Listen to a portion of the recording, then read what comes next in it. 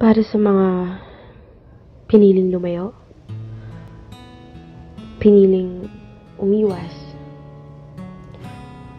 at piniling kalimutan na lang yung nararamdaman. Baka kasi masira yung pagkakaibigan. What if nag-take ka ng risk? What if sinabi mo yung nararamdaman mo? Paano kung naghihintay lang pala siya? Paano kung pwede naman pala? Kasi bakit hindi? Gusto mo siya makita, gusto mo siya makasama, iniisip mo siya araw-araw, kaibigan lang? Bakit iniisip mo na siya yung makakasama mo habang buhay? Kasi kaibigan lang?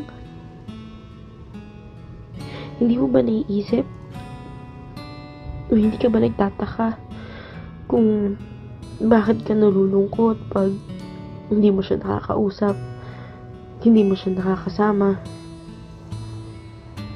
pag nawala siya?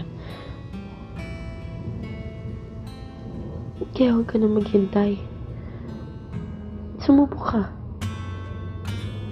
Para hindi ka magsisi sa huli. Pero wag kang makampante na yung gusto mo yung natutupad.